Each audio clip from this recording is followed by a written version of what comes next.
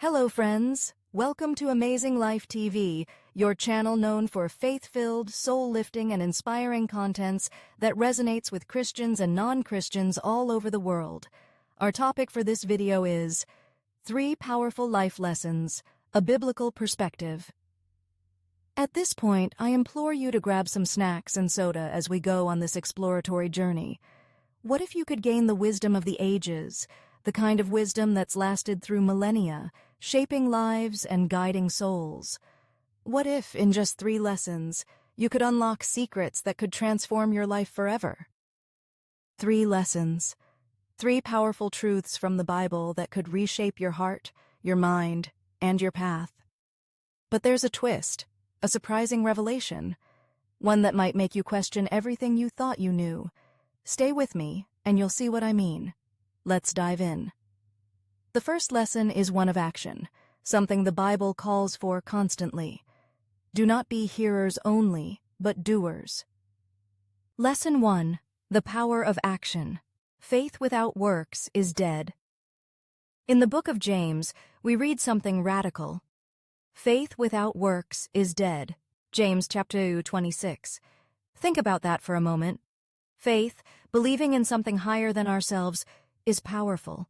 But without action, faith is inert. It doesn't transform the world around us. In a world where people talk a lot but often do little, James challenges us to put our faith into motion. It's easy to say, I believe in God, or I trust that things will get better. But true faith calls us to act. Faith demands movement.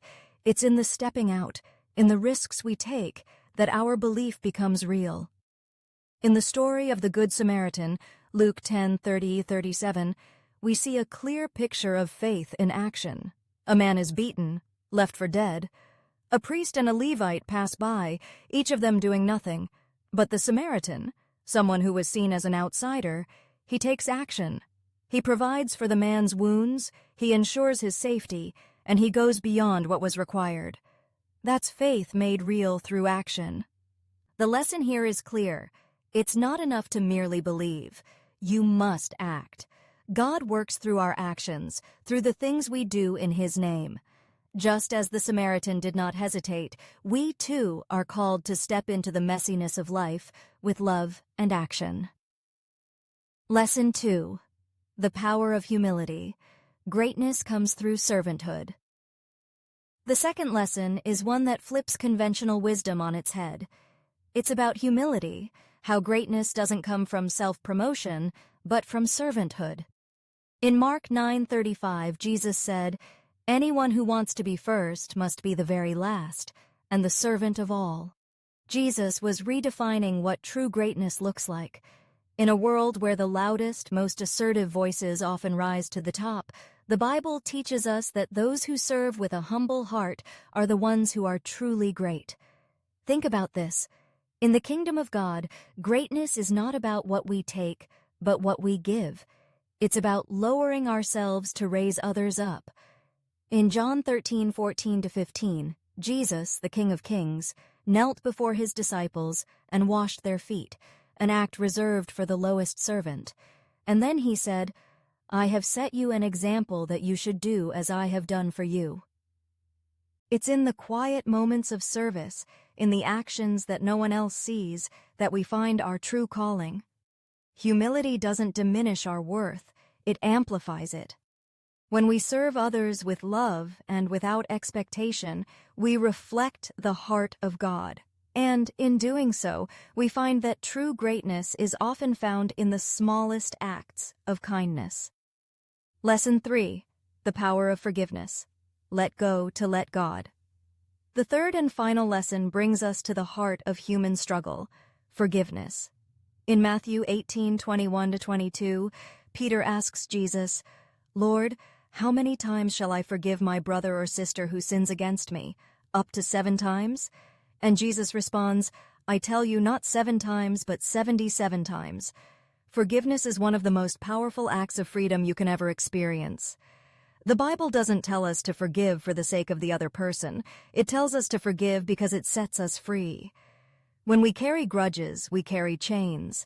These chains bind our hearts and keep us from experiencing peace.